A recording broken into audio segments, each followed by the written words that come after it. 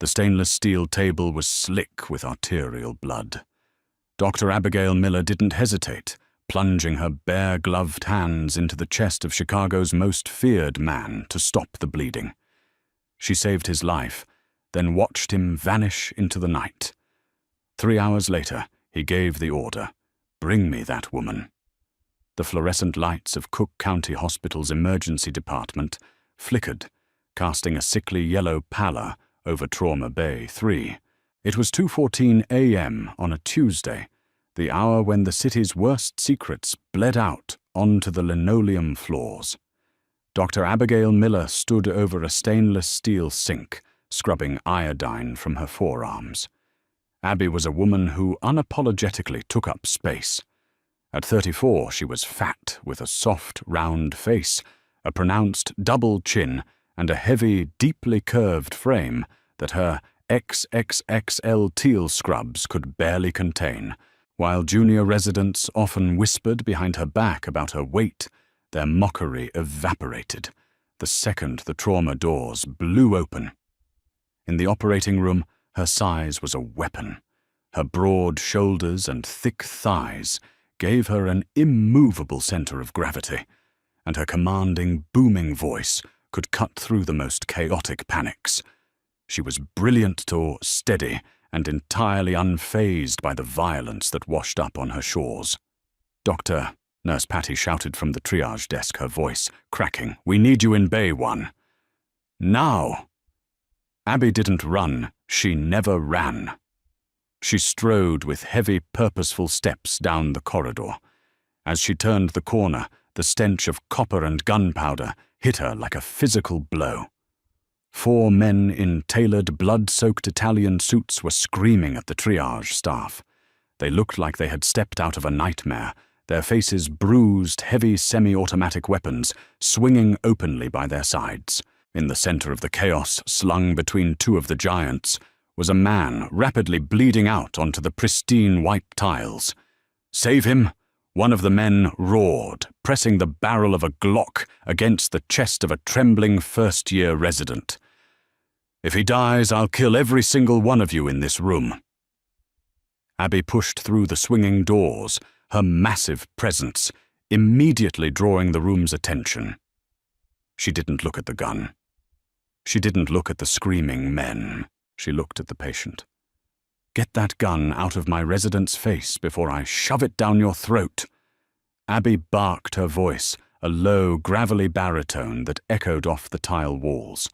The gunman, a scarred enforcer named Leo, blinked in shock. He looked at the fat, unimposing woman in the oversized scrubs, ready to backhand her, but Abby had already bypassed him. She shoved her considerable weight against the gurney, wedging herself between the mobsters and her patient. "Patty, I need 2 large-bore IVs, push a liter of lactated ringers, and get a negative blood on a rapid infuser." Abby ordered her thick, incredibly dexterous fingers, already tearing open the man's ruined dress shirt. The patient was Adrian Sterling. Even pale and slipping into hypovolemic shock, the head of the Sterling crime family was striking. He had sharp, aristocratic features and thick, dark hair matted with sweat. But Abby didn't care about his mafia pedigree or his looks. She cared about the 2 gaping bullet holes in his upper left chest, bubbling with frothy red blood. He caught 2 from a sawed-off in an ambush on Lower Wacker Drive. Leo grunted, lowering his weapon, slightly unnerved by the doctor's glacial calm. "Tension pneumothorax. His lung is collapsing and an artery is nicked," Abby said, feeling the frantic, fluttering pulse at his neck. His blood pressure was tanking. Scalpel. 10 blade. Now. She didn't wait for anesthesia. There was no time. Using her formidable strength, she pressed one heavy forearm across Adrian's uninjured shoulder to pin him down, while her other hand made a precise, brutal incision between his ribs. Blood sprayed, splattering across Abby's cheeks and neck, but she didn't blink. She grabbed a chest tube and forced it into the cavity, listening for the hiss of escaping air. Adrian's eyes snapped open. The agony was blinding, but through the hazy red mist of his fading consciousness, he didn't see the sterile ceiling. He saw her. He saw a woman with a flushed, full face, her dark hair slipping out of her surgical cap and sticking to her sweat-drenched forehead. He felt the heavy grounding weight of her soft arm pinning him down, and the surprising, delicate precision of her thick fingers working inside his chest. He was drowning in pain, but her presence was a warm, unshakable anchor. "Stay with me, Mr. Sterling," Abby commanded, locking her dark brown eyes onto his fading blue ones. "You are not dying on my table tonight. Do you understand me?" Adrian couldn't speak, but he managed a microscopic nod before the darkness pulled him under. For 45 minutes, Abby waged a war against death. She clamped the torn subclavian artery, her soft hands covered in his blood stitching and packing the wound with a relentless mechanical efficiency. The Mafia enforcers watched in stunned silence. They had expected a panic-stricken civilian.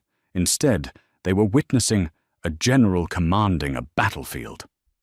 "BP is stabilizing," Patty whispered, wiping a streak of blood from the monitor. 85/60. He's holding." Abby let out a long, heavy exhale, her broad shoulders slumping slightly. "Get him prepped for the ICU. He needs a surgical team for the arterial repair, but he's out of the woods for the next 10 minutes. "No ICU," Leo stepped forward, his tone dropping, the panic replaced by a cold, lethal authority. Abby turned her heavy hands, resting on her wide hips. "Excuse me. He needs round-the-clock monitoring and a vascular surgeon. If you move him, he'll bleed out in the back of your SUV. If we leave him here, Arthur Flanagan's men will finish the job before sunrise," Leo countered, signaling the other men. They smoothly lifted the gurney. "You stabilized him. We have private doctors waiting at a safe house. You are making a fatal mistake," Abby warned, taking a heavy step forward, ready to physically block the door. Leo stopped looking at the fat, furious doctor, covered in his boss's blood. A flicker of genuine respect crossed his hardened face. "You saved his life, Doc. Do yourself a favor. Forget what you saw tonight." Before Abby could call security, the men rushed the gurney out the emergency exit, bursting into the rainy Chicago night. Abby stood alone in the trauma bay, the walls painted in Adrian Sterling's blood, her chest heaving. She wiped her forehead with the back of her wrist, leaving a red smear across her skin. 7 hours later, the rain was still hammering against the concrete pillars of the Harrison Street parking garage. Abby's shift had ended at 9 a.m. Every joint in her body ached. Her feet throbbed in her clogs, and the sheer physical toll of carrying her heavy frame through a 14-hour trauma shift was begging for a hot shower and her memory foam mattress. She had changed out of her bloody scrubs into a pair of loose grey sweatpants and an oversized black hoodie, burying her cold hands in her pockets as she walked toward her beat-up Honda Civic on the dimly lit 3rd floor. Across the city, in a heavily fortified estate in Winnetka, Adrian Sterling was awake. He was lying in a California king bed, hooked up to a private IV line, his chest heavily bandaged. His private physician had just finished repairing the artery Abby had clamped. The hospital doctor, the private surgeon, murmured to Leo, packing his bag. Whoever she was, she performed a miracle. The clamp placement was perfect, a millimeter to the left, and he would have bled out on the street. Adrian stared at the ceiling, the heavy painkillers dulling his physical agony, but doing nothing to quiet his mind. He couldn't stop thinking about her. In his world, women were fragile, ornamental things, thin manicured and terrified of the violence he represented. But the doctor, she was different. She was massive, solid, and completely devoid of fear. He remembered the feeling of her soft, heavy body pressing against him, anchoring his soul to the earth when it had been trying to leave his body. He remembered the absolute fury in her voice when she ordered his men to back down.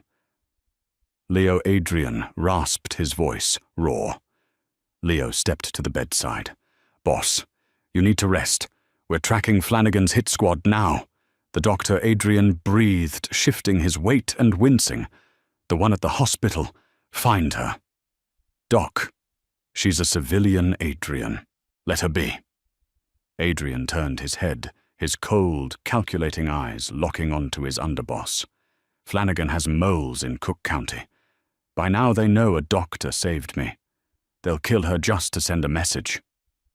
Adrian paused, a dark, possessive shadow crossing his face. "Bring me that woman, unharmed. Do it now." Back in the parking garage, Abby pressed the unlock button on her key fob. The Civic chirped. Before she could reach the door handle, the screech of heavy tires echoed through the concrete structure. A black Lincoln Navigator materialized from the shadows blocking her car. Abby froze, her survival instincts flaring. She didn't scream. She reached into her hoodie pocket, her thick fingers wrapping around the canister of pepper spray she carried for late-night shifts. The doors of the SUV opened, and 3 men stepped out.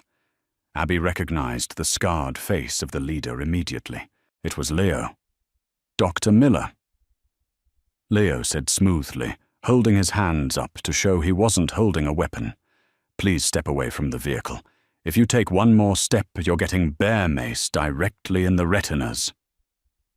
Abby warned, her voice steady, planting her heavy boots wide on the damp concrete. She braced her weight, preparing for a physical fight. "Doc, we don't have time for this." Leo sighed, glancing at his watch. "Mr. Sterling requests your presence. It's not a request you can decline." "I'm a trauma surgeon, not a house call concierge for the Mafia," Abby spat back. "Get out of my way." She lunged toward her car door, but they were too fast. 2 men flanked her. Abby threw a brutal elbow, catching one of the mobsters in the jaw. Her sheer mass and strength sent him stumbling backward with a cursed grunt. She sprayed a wide arc of pepper spray, but Leo tackled her from the side. Despite her weight, the kinetic force of the large man knocked the wind out of her. They didn't hit her, but they used their combined strength to pin her thick arms against her sides. "I'm sorry," Doc Leo grunted, struggling to hold her as she thrashed violently, using her hips to try and throw him off. "But you're coming with us. Get her in the truck." They muscled her into the back of the Navigator, locking the child-proof doors. Abby sat in the leather seat, panting heavily, her heart hammering against her ribs. The adrenaline was fading, leaving behind a cold, terrifying reality. She had just been kidnapped by the Chicago mob. The ride lasted 45 minutes. Abby stared out the tinted windows in silence, her mind racing through worst-case scenarios. She memorized the turns, taking Lakeshore Drive, north, transitioning onto Sheridan Road, heading deep into the affluent, sprawling estates of the North Shore. When the SUV finally parked, she was escorted out into the freezing morning air. The estate was massive, a stone fortress, surrounded by high iron gates and security cameras. Leo led her up the sweeping marble staircase and down a long, opulent hallway lined with classical art. He opened heavy mahogany double doors and gestured for her to enter. Abby stepped inside. The master bedroom was suffocatingly warm, smelling of expensive cologne and antiseptic. In the center of the room, propped up against a mountain of pillows, was Adrian Sterling. He looked paler than he had in the ER, but his eyes were sharp, burning into her as she entered. Abby didn't cower. She stood in the center of the room, her heavy frame, imposing her chin, held high, letting her anger override her fear. "Is this how you say thank you?" Abby demanded, her baritone voice dripping with venom. "You send your goons to assault me in a parking garage." Adrian watched her. He noted the way her oversized hoodie clung to her broad shoulders, the way her soft, round cheeks were flushed with fury. She was magnificent. I apologize for the lack of manners, Adrian said, his voice a low, raspy purr that sent an involuntary shiver down Abby's spine. But asking politely wasn't an option. Do you have any idea who I am? Abby crossed her thick arms over her chest. I am the chief trauma attending. When I don't show up for my shift tomorrow, the police will tear this city apart looking for me. They won't, Adrian replied calmly, adjusting the IV line taped to his hand. Because officially, Dr. Abigail Miller took a sudden indefinite leave of absence to care for a sick relative in Ohio. Your hospital administration has already been compensated for the inconvenience. Abby's stomach dropped. The sheer power required to orchestrate that in a matter of hours was terrifying. Why am I here?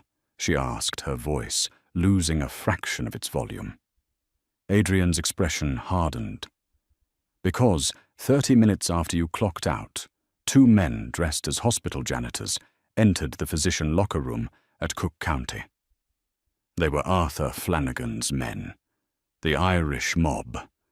They had silenced pistols, and they were looking for the fat doctor who stitched up my chest.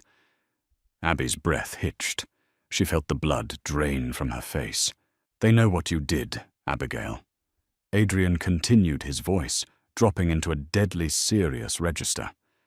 In their eyes, you didn't just perform your medical duty. You chose a side in a war. If I had left you in that parking garage, you would be in a body bag by noon. Abby stared at him, her logical brain trying to find the lie, but the grim sincerity in Adrian's eyes offered no comfort. She slowly sank into a plush velvet armchair near the bed, the reality of her situation crashing down on her heavy shoulders. So what Abby whispered, her hands shaking slightly as she rested them on her thick thighs. I'm a prisoner here.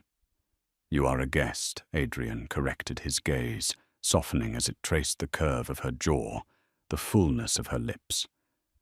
You will remain here under my protection until Flanagan is no longer a threat. And in return, Abby interrupted, her eyes narrowing.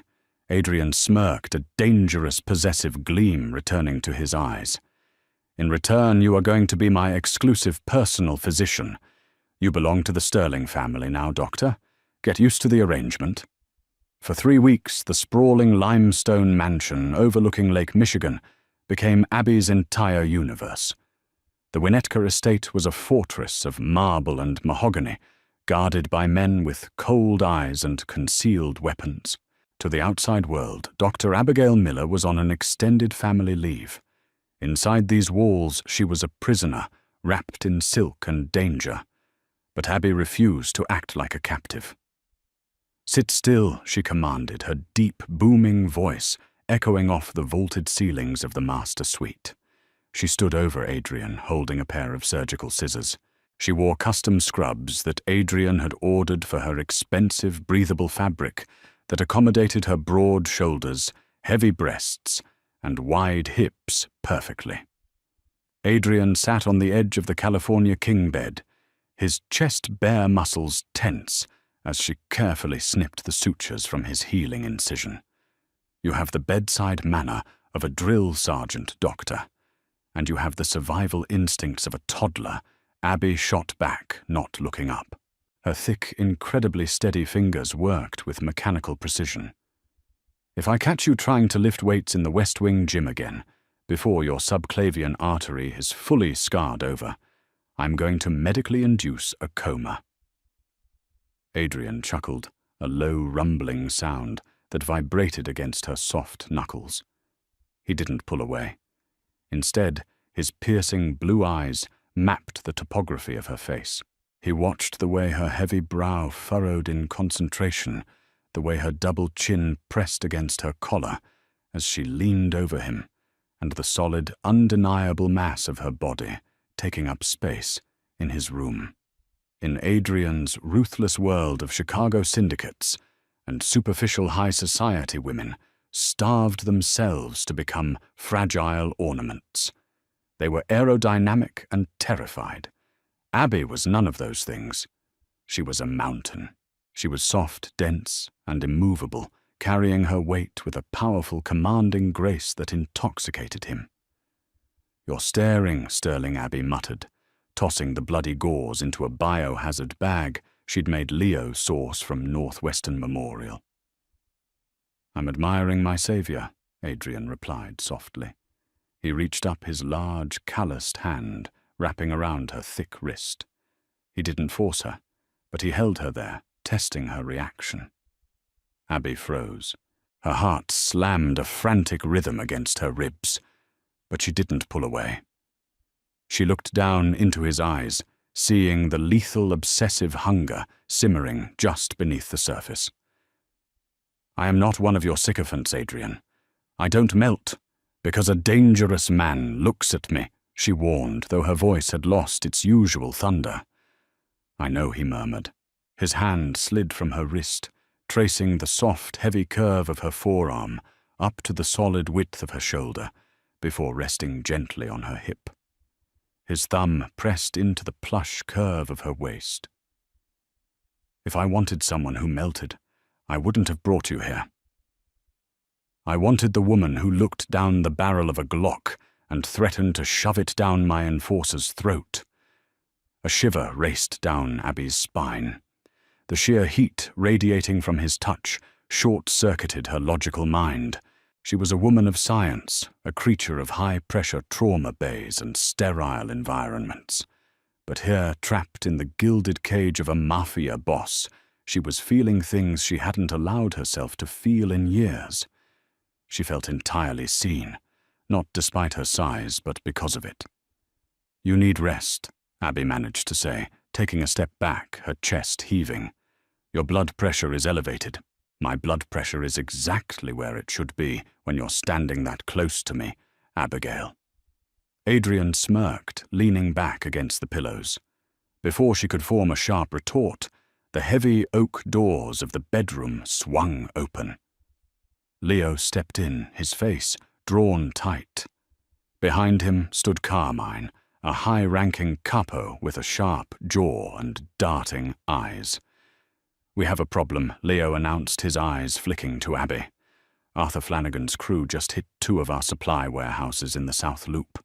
It was a coordinated strike. They knew the patrol schedules." Adrian's demeanor instantly shifted from seductive to deadly. The air in the room dropped 10 degrees. Someone gave them the roots. "We're looking into it," Carmine said smoothly, stepping forward. "But you need to be moved to the Glencoe safe house, boss. This estate is too exposed if there's a rat in our ranks." Abby watched the exchange, her sharp medical intuition bleeding into her situational awareness. She noticed the slight sheen of sweat on Carmine's upper lip. She noticed how his hand hovered just an inch too close to his suit jacket. In the ER, Abby read microscopic changes in a patient's body language to predict when they would crash. Carmine was crashing. "He shouldn't be moved," Abby interjected, crossing her heavy arms. A bumpy ride in an armored vehicle could rupture the healing tissue. Carmine sneered, looking at Abby with undisguised disgust. "Stay out of family business, sweetheart. Go fetch some bandages." Abby didn't flinch. She stepped directly into Carmine's personal space, using her imposing height and massive frame to force him to take a half step back. "I am the chief of trauma, you little weasel, and I'm telling you if you move him, he bleeds out. So unless your medical degree is hidden in that cheap polyester suit, shut your mouth." Adrian barked a harsh laugh, thoroughly delighted. "Listen to the doctor, Carmine. We stay." Carmine's jaw tightened. He shot Abby a look of pure venom before turning on his heel and storming out. Leo lingered for a moment, giving Abby a nod of profound respect before following him. That night, Abby couldn't sleep. The tension in the house was thick enough to choke on. She lay in her guest room, down the hall from Adrian, staring at the ceiling, listening to the muffled sounds of the estate's security detail, pacing the grounds. Something was wrong. Her gut, which had never lied to her in the trauma bay, was screaming. At 2:14 a.m., exactly 3 weeks after Adrian Sterling had bled out on her table, the Winnetka estate erupted. The blast shattered the reinforced glass of the lake-facing windows. The concussive wave threw Abby from her mattress, her heavy body hitting the Persian rug with a brutal thud. Alarms began to shriek, slicing through the chaotic pop, pop, pop of suppressed automatic gunfire in the hallways. Abby didn't panic. The adrenaline hit her bloodstream like a familiar friend. She scrambled to her feet, her bare soles slapping against the hardwood. She grabbed the heaviest thing in her room, a solid brass lamp, and ripped the cord from the wall. She threw open her door. The hallway was filled with smoke and the metallic stench of blood. 2 of Adrian's guards were dead on the floor. Carmine, her brain supplied instantly. He gave Flanagan the security codes. She ran down the hall toward the master suite, her heavy thighs churning, her chest burning. She burst through Adrian's double doors. Adrian was out of bed, a customized Sig Sauer in his hand, firing into the darkness of the balcony. Blood was seeping through his white t-shirt. He had torn his stitches. "Abby, get down!" Adrian roared as bullets chewed through the mahogany doorframe. 3 men in tactical gear spilled into the room from the hallway. They weren't Adrian's men. One of them raised a shotgun, aiming directly at Adrian's back. Abby didn't think. She let out a guttural, terrifying roar, utilizing every pound of her massive frame. She charged the gunman like a freight train, swinging the heavy brass lamp with devastating force. The brass connected with the side of the hitman's helmet with a sickening crack. The man went down hard, his shotgun discharging harmlessly into the ceiling. The sheer kinetic force of her tackle sent Abby crashing to the floor alongside him. The second hitman turned his weapon toward her, but Adrian was faster. 2 suppressed shots echoed in the room, and the man dropped a neat hole between his eyes. The third man hesitated, seeing his partners fall, and turned to run. Adrian shot him in the back of the knee, sending him sprawling into the hallway, before limping over and executing him with cold mechanical precision. Silence descended on the room, broken only by the shrieking alarms and Abby's ragged breathing. She pushed herself up to her knees, her thick chest heaving, the adrenaline slowly giving way to shock. Her hands were covered in the first hitman's blood. She looked up at Adrian. He stood amidst the carnage, looking like a dark, vengeful god. He dropped the gun, wincing as he clutched his bleeding chest and fell to his knees in front of her. "Are you hit?" Adrian demanded, his hands frantically roaming over her wide shoulders, her thick arms, her soft face checking for bullet holes. "Abigail, look at me. Are you hit?" "No," she gasped, catching his wrists. She looked at his chest. "But you are. You tore the sutures. You idiot, you're bleeding again." "I don't care." He breathed, his forehead dropping to rest against hers. His hands gripped her heavy waist tightly, as if she were the only thing keeping him tethered to the earth. "You saved my life. Again. You fought for me. I'm a doctor," she whispered, her hands instinctively pressing against his chest wound to apply pressure. "I fight for my patients. You are not just my doctor," Adrian said, pulling back to look deep into her eyes. The mask of the untouchable Mafia Boss was completely stripped away, revealing the raw, obsessive devotion beneath. "Flanagan is dead. My men will clean out Carmine and the rest of the rats tonight. You are free, Abigail. If you walk out that door right now, I will give you $1 million, a new identity, and you will never see me again." Abby stopped breathing. The offer was everything she had wanted 3 weeks ago. She could go back to the hospital. She could go back to her quiet, exhausted life. She looked at the blood on her hands. She looked at the terrifying, beautiful man kneeling before her, treating her like she was the most precious, powerful creature on earth. She didn't want the quiet life anymore. Abby's hand slid from his chest, moving up to grip the lapels of his ruined shirt. She used her strength to pull him closer, her soft, full lips crashing against his in a desperate, bruising kiss. Adrian groaned, burying his hands in her dark hair, kissing her back with a fierce, territorial hunger that threatened to consume them both. When they finally broke apart, Abby looked at him, her dark eyes flashing with absolute certainty. "I'm not going anywhere, Sterling," she said, her deep voice vibrating with power. "But if you ever try to lift weights before I clear you again, I will shoot you myself." Adrian smiled a genuine, breathtaking expression and rested his hand over her thundering heart. "Yes, ma'am. What a wild, pulse-pounding ride. If you loved this intense, rule-breaking mafia romance, where a strong, unapologetic heroine claims her dark king, you're in the right place. Don't forget to hit that like button if Dr. Abby Miller is your new favorite badass.